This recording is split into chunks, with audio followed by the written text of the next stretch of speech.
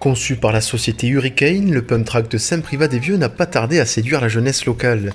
L'idée est venue de Gilles Roux, animateur de la commune, qui, vidéo à l'appui, a conquis le maire Philippe Ribaud. Adeline Charles, nouvelle adjointe au sport, s'est alors emparée du projet pour faire naître quelques mois plus tard ce parcours de bosses et de virages en boucle fermée où sont autorisés de nombreux véhicules.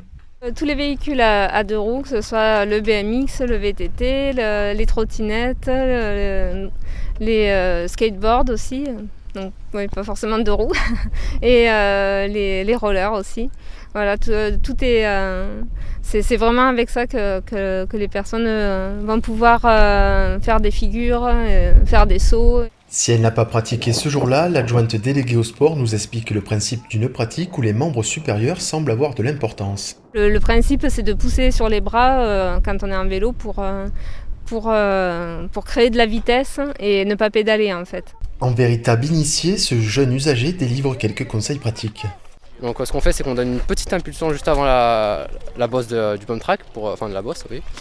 Et ensuite, arrivé au sommet de la bosse, on donne une impulsion vers le bas pour redonner un coup d'énergie et ainsi de suite. Et après, dans les virages, plutôt prendre le virage en haut et le finir en bas pour avoir de la vitesse. Et normalement, avec ça, tu peux, en répétant ce mouvement-là, normalement, on peut faire le pump track sans poser le pied par terre.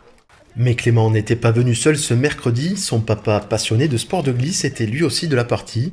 L'occasion pour le quadragénaire de livrer sa vision d'un dispositif qu'il qualifie d'école de la route avant la route. Et s'ils apprennent pas à regarder et à anticiper, il y a risque de collision, voire situation à risque.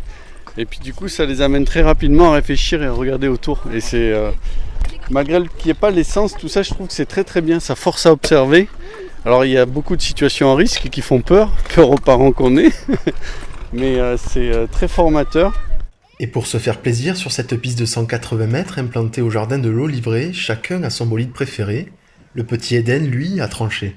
Avant je venais avec mon vélo, mais à Noël j'ai eu ma trottinette et du coup je préfère la trottinette. Déjà adopté par la jeunesse Saint-Privat-d'Aisne, le tout premier pump track d'Alès Agglomération séduit bien au-delà des frontières de la commune. Son coût estimé à environ 70 000 € ne décourage pas certains élus locaux qui sont venus au renseignement pour peut-être en faire de même chez eux.